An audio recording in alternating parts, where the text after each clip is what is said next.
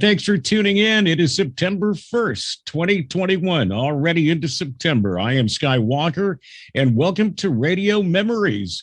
Our special guest today is radio legend J.J. Johnson. Of course, you get your radio legend stripes when you make it to KFRC. And of course, JJ was at KFRC, also made a big impact in the Los Angeles area in the 70s. He was the program director of 1580 KDAY, and that was a big radio station here in Los Angeles in the 70s. He's going to share his radio memories today. And joining us from his studios in West LA, radio legend J.J. Johnson. JJ, it is so good to see you, my friend. It's great seeing you, Sky. You know, we've known each other for so long, and you have a great history in radio. Well, as do you. Yeah, talk about good fortune, man. I mean, it really has been beyond what I had dreamed of when I was a kid. You know, when someone made the suggestion, he said, "Why don't you do this?" Because I used to visit a jazz station in Cleveland and WCUI, and there was a guy named Chuck Lansing, and I would visit Chuck after my job. I had a job. I was a stock boy at a women's shoe store, and at the transfer point in Cleveland Heights, I would go up to WCUI and see Chuck and sit around with him for a while. I was just fascinated with the whole thing because he would start a record on these huge turntables, these huge Gates turntables. You know, they started up as giant. And what was crossing my mind is they're hearing him. He's traveling, in effect, at the speed of light because they're hearing him in Parma right now. And that was way on the other side of town. And to us at that time, that was far away. In LA terms, it's nowhere. But in Cleveland terms, it was, you know, in another galaxy. And anyhow, he said to me one time, he says, "Why don't you do this?" And I said, "Well, I'm only 15. I can't do that."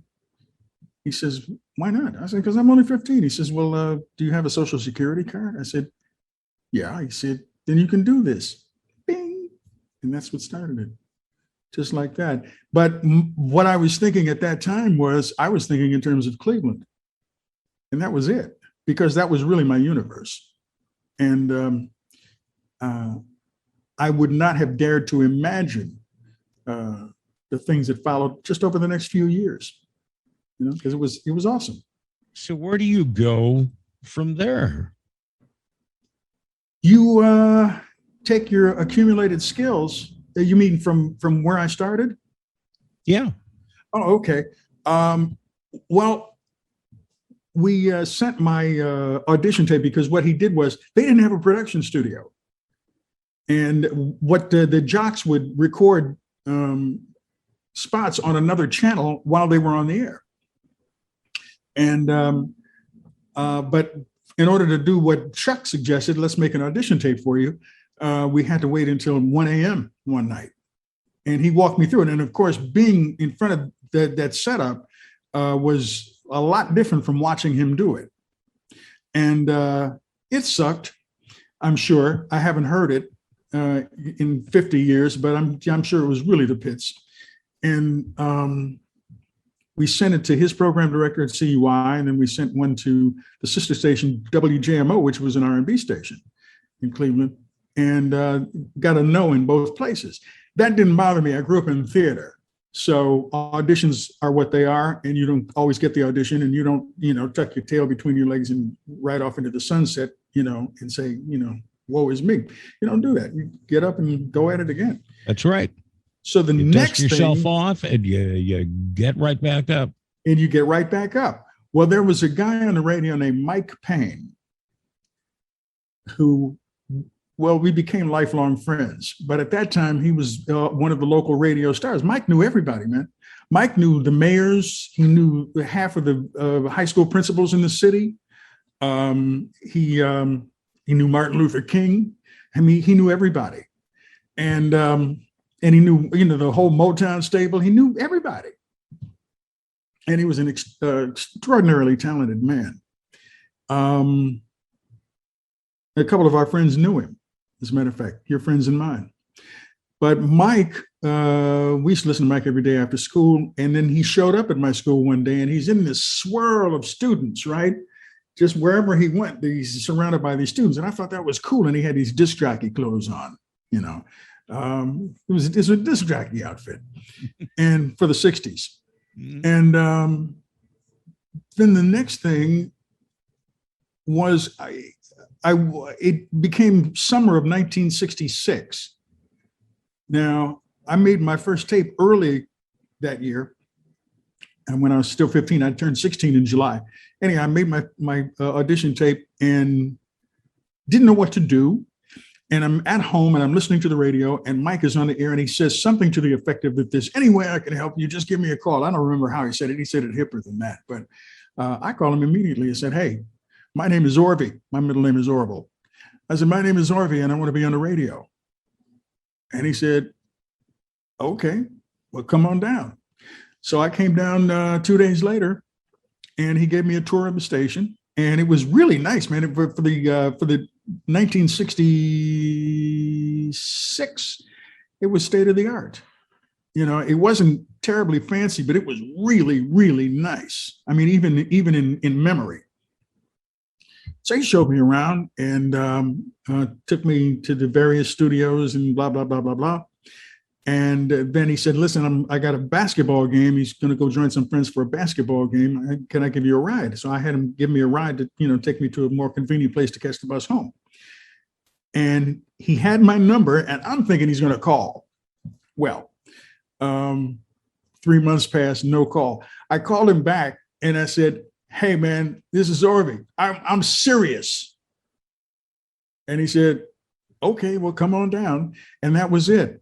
And after that, he started taking me seriously. He gave me a stack of records. He showed me how to work the stuff in the production studio, gave me a stack of records and some copy, and just had me go for it.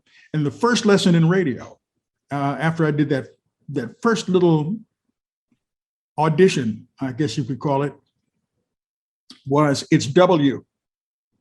It's not W. It's not WABQ. It's W. And that was my first radio lesson. And then I was there practically every day, and sitting in the back of the studio while he was on the air. And that was really something to watch, because he was really a showman. And that went on for about a year and a half. And then Leon Isaac Kennedy, he was Leon Isaac then. That was his given name. Leon was going to go to WJLB in Detroit. And I'm thinking, well, I'm probably going to go on the air here because there's nobody else hanging out. There were no other kids hanging out. And Leon left, and the days passed. Well, here comes the weekend. It was a day timer. So let me explain that. It was a day timer. So there was no weeknight 7 to sign off shift, because we didn't go till 7. Right. But I knew that on the weekends they'd need somebody. And finally, Mike said, hey, man, you ready to go on air? And I said, yeah. And I said it like that because I was trying not to jump out of my skin, man. I was so excited. And so on January 6th of all dates, January 6th, 1968, I went on air on WABQ and said shit twice, about an hour and 45 minutes into my career. And I just knew it was over. I mean, my heart stopped. And I didn't ask Mike about that for 30 years. I waited for 30 years before I said, man, did you hear me say that? He said, no. I said, okay, good. But when I got to school the next Monday, I saw one of my favorite teachers in the hallway. And I said, hello. And she turned around and looked at me and smiled and said, oh, shit. So that's how it started, and it just went up from there. And it was a magic thing, man. I mean, I got to meet people. I got to go to all the concerts and whatnot. I got to hang out in the dressing room for 10 minutes with Jackie Wilson. I mean, this is an icon, right? All right. I went to see Janis Joplin. Although we didn't play Janis Joplin, I did go to her concert, and then I was invited to an after party for Janis Joplin, which was going to be in Murray Hill. Let me explain. Murray Hill was not a place you wanted to go if you were Black in 1969, but that's where the party was, and I didn't know this till we were in the car on the way. The party's hosts were Hell's Angels, and we had a great time. Yeah, and sadly, Janice probably didn't even remember. Well, probably not, but she never made it. Members of her band made it. She was with it was the Cosmic, what was it? It wasn't Big Brother and the Holding Company. Janis Joplin and the Cosmic Blues Band. I think Cosmic Blues Band. It was Cosmic something. It was Cosmic with a K. Anyhow, there was that. But I got to meet everybody, man. And and I was thrilled to death to be able to do that. And I was a sponge. I wanted to get better and better and better. I would go to Leo's Casino, which is legendary. That was the R&B spot of Cleveland, and really one of the great R&B venues of the time. And I would see all the acts and whatnot, and I would hang out with the acts and whatnot. So I was sort of in a little mini heaven. I was hanging out with the people I admired, so it was So cool. how does this young kid get to KFRC? Well, first I went to KYOK in Houston. Mike called me up one day. He was going to go to Houston to KCOH. And he called me up and said, come to KCOH with me. And I said, I don't. And 2 days later, Wes Dickinson, who was also Wild West, had been on the WABQ staff. And he said, come on down to KYOK in Houston. These were competing stations. Well, long story short, KYOK was paying $15 a week more. And we're talking 1969. So $15 a week was some money. Oh, yeah. And so I went down there. So me and Mike hung out a lot, but I was on the competing station. Anyhow, I was there for X amount of time, and I was listening to Kilt. Now, remember, when I was in Cleveland, I was listening to Wixie. I was listening to the other R&B station. I was listening to our station. I was listening to Wixie. I had grown up listening to WHK. I'd listened to WHK-FM, which became WMMS. Mm-hmm. Mm-hmm. And I listened to CKLW, which was like, I couldn't believe it, because by the time I got in radio, I had an appreciation for what CKLW was putting forth, because I couldn't figure out how they did it. It wasn't that what they did seemed impossible. It was that they would have had to have operated under such a high level of organization that I didn't know how they did that, because we weren't organized to that extent. You know what I mean? 10 years ago today, I didn't have any way of instantly knowing if this record, this oldie I'm playing, was 5 years old or 7 years old or anything like that. And they had other number one then and number one now. I don't remember what was number one a year ago. So that seemed kind of magic to me. Anyhow, I went and listened to Kilt, because the guy who I replaced at KYOK had moved over to Kilt, Walt Baby Love. And oh my God, Walt Baby Love. Yeah, him. I love so him. Now then he left. I think he went to CKLW. And I called Bill Young, program director of Kilt. And I introduced myself. He said, well, come on down. So I went down and I took my handy dandy, you always had your tape and resume ready at that time. And I took my tape and resume down to Bill Young, and he sat there and he put the thing had this huge Ampex in his office, and he put it on there and he played it, and he looked over my resume, and we talked, and he said, look, he said, I would hire you at Kilt, except but I don't have a space. I just replaced Walt. He said, but what would you like to do? Would you like to go north, east, or west? And I said, well, I could stay and wait for an opening at Kilt, or I'd like to go west. He says, well, have you ever heard of Paul Drew? Well, I had heard of this person. He says, well, Paul used to be program director at CKLW. Oh, yeah, I had heard the name. So he says, now I'll give Paul a call, but let me explain that there will be times you want to tell him to take this job and shove it, because he's tough. I said, okay, give him a call. So he called Paul and told him he had me there, and that he was impressed with me, and that he's going to send my stuff to Paul. And a few weeks later, I went home and went to the mailbox, and there it was. It was, RK, KFRC, RKO General. And I was like freaked, like, oh man. And I went upstairs, and me and Phyllis, my first wife, were together at the time. We're still friends. She's a radio person, by the way, but sales.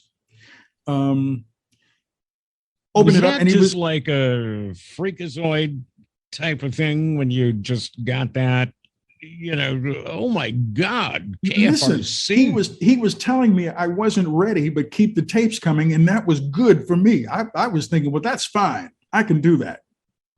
And I would send a tape in, and then he'd make a suggestion, just do this. And he would give me one thing at a time to concentrate on. And I did that over months. Then me and KYOK had it out, and I split. Well, by 2 weeks later, I was in Chicago at WGRT. And Paul called about 3 months after I got there, 3 or 4 months after I was on the air there. And he said, hey, you haven't been in touch. I'm at the Sheraton O'Hare. Would you care to join me for dinner? Yes. So I went out to the Sheraton O'Hare, and we sat there. Now, Paul was nothing like what I expected. I expected a tall guy with a deep resonant voice, right? Well, on the phone, it wasn't a deep resonant voice. You remember how Paul talked. Oh, yeah. And exactly. And then I expected him to be tall, and he was a little round guy. He wasn't fat, but he was round, and bald. I mean, this was interesting. And by the way, he's still one of my heroes, but he was not what I expected. Bill Drake later on was what I expected, but Paul was not at all. Oh yeah, Bill. Oh my God. I had to have drinks with Bill at the Candid Canyon in Woodland Hills because we were working on this new concept. He wanted to go against Westwood One, and it was called Rock and Roll Roldies. And we were going to go up against Westwood One's oldies channel. And part of the group was Mucha Morales, myself, Humble Harv, a few other people. And I had to sit with Bill Drake, who it was a great pleasure. I loved every minute of it. Mm-hmm. But you had to drink with him. Right. And this was in the 90s. And he could put it away. And I wasn't drinking that much in those days. I learned to drink late and became a drinker.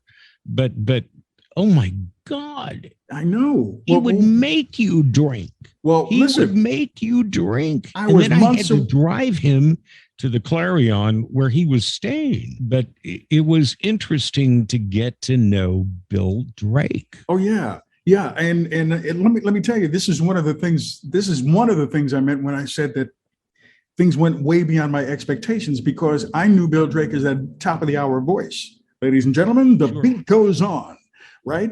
And that's how I knew him. And it sounded huge to me. CKLW sounded like the GM building. Bigger than life. It was huge. And there was this voice. And I was just now in meeting Paul, I was just months away from meeting Drake. He said, keep the tapes coming. We're going to have an opening, blah, blah, blah, blah. And so I was only at WGRT for about 5 months, about 5.5 months. And then the call came from KFRC, and I had to take it. Now, the funny thing was, Don Cornelius had this show called Soul Train on, and it was a local Chicago show at that time. Right. And he needed to take a break for something, and he asked me if I would host it for him. And I said, yeah. But I had to get permission because of our contract. I had to get permission from my program director. He was not mad at me for leaving.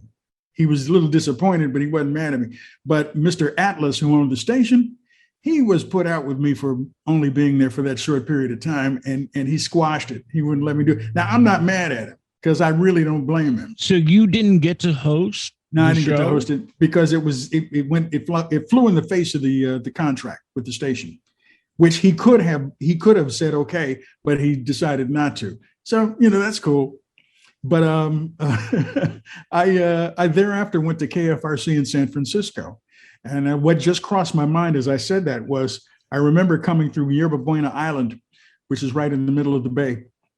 It's closer to San Francisco than the East Bay, but it's a tunnel, right? You go through this tunnel. Mm-hmm. And then as you come out of the tunnel, San Francisco comes into view like in the movies, right? Right. And it was right. That was the beginning of the real magic. Now, I had been listening to KFRC since Sacramento, coming through Sacramento, listening to listening to Bob Foster. But now I am looking at San Francisco, and from it's technically you're in the city when you're in Yerba Buena Island, but you're really outside of it because it's a tip of a peninsula.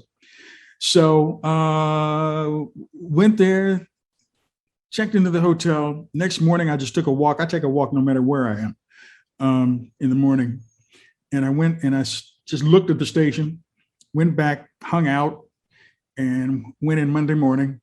And was introduced around, and like a couple nights later, I started doing the break-in thing with Gene West, and that was the beginning of that. And then I turned 21. I turned 21 in July, and shortly thereafter, Drake came. I knew Drake would be coming, and Drake came, and here I am now. There was a bar around the corner in an alley called Hanil. It was a Korean bar.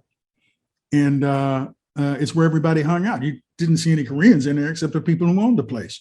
But I remember sitting at the bar, having drinks legally because I was 21, playing Liar's Dice and talking radio with Bill Drake. Wow. I know.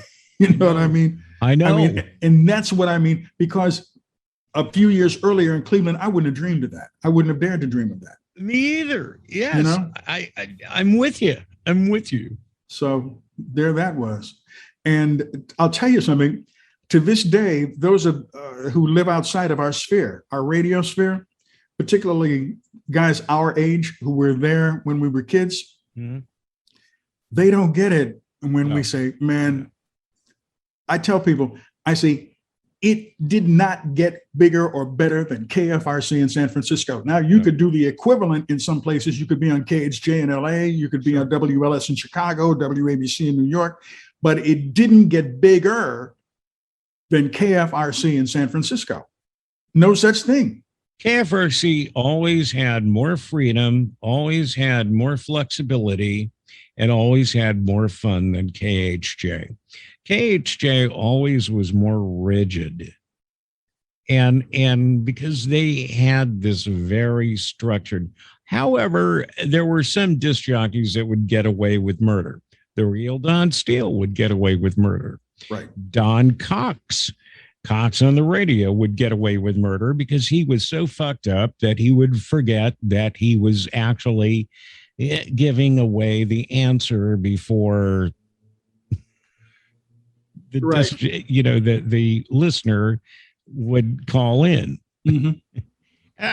Cox on the radio and call in right now and gets that the winner is the answer is going to be Captain Antonio.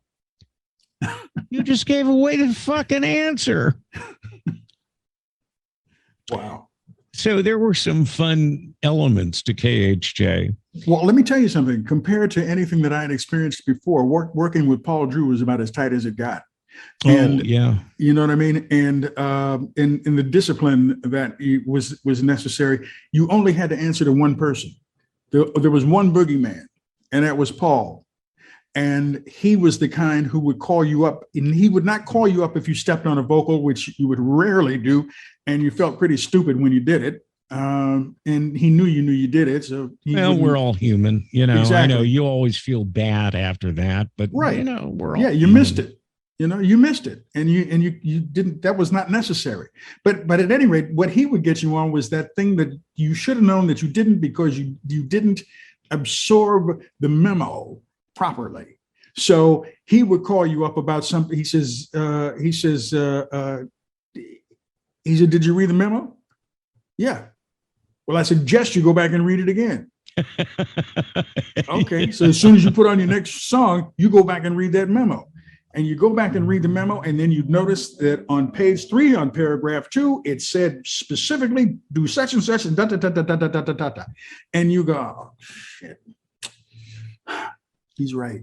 One of the funniest things, and I don't know if you remember this air check that was floating around, and this is years and years ago. JJ, you and I have been around for so long, and I don't know if anybody remembers this air check that was floating around, but after Paul Drew took over KHJ, Charlie Van Dyke was doing a contest, and I can't remember, but it was Name the Disc Jockey This Hour.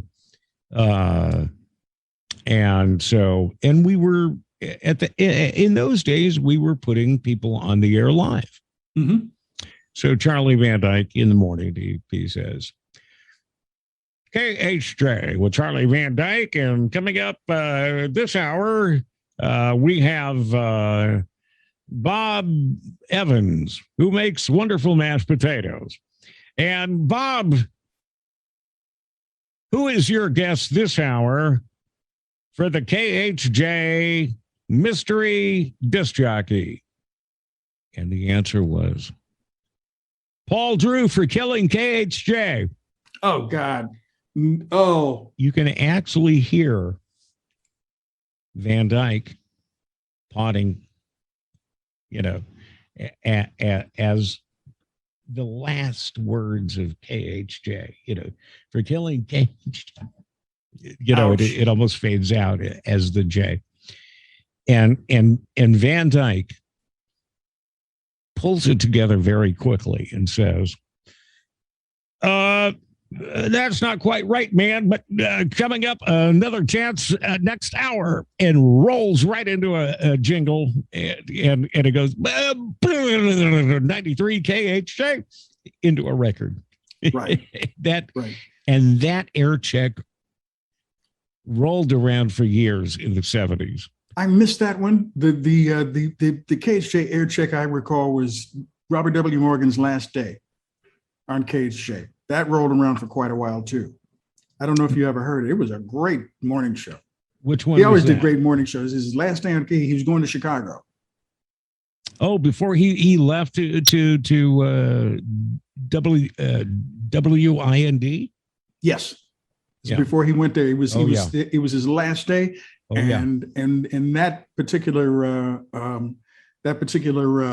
air check circulated around LA for a long time after that. Yeah, and nobody remembers any of these air checks anymore. I bring them up, and it's kind of funny because nobody remembers any of these things. And one of the greatest things, and I loved you on 1580 KDAY. I mean, I thought you were at your best. I mean, you were smoking. Thank you. At 1580 KDAY. Thank you. I love being at KDAY. And I've got some great air checks of you that I just air checked. Just air checked as a kid. I would love to have a copy of. Can you give me some copies? Yes, of course. Okay. Because all of us, in those days, were just air checking each other. Right. I mean, everybody was. This is an open invitation for you to come back anytime on Radio Memories, and I appreciate you sharing your memories from the past. Oh, and I could go on and on, Sky. I really could go on and on. I wrote a book, and I know you do. And please, share the title of the book? Well, but listen to this. I'm in the midst of rewriting. It's a new edition.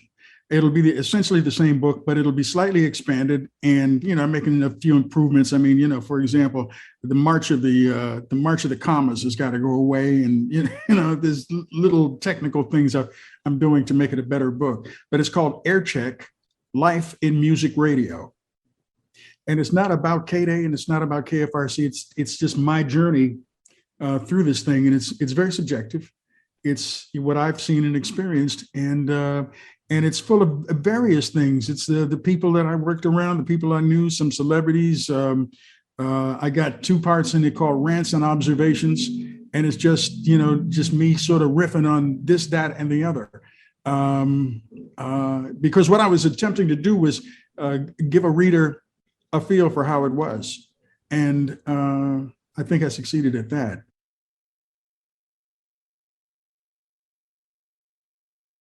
But it is a feel for how it was. Available right now. It's on Amazon. I want to I want to get the new one out though.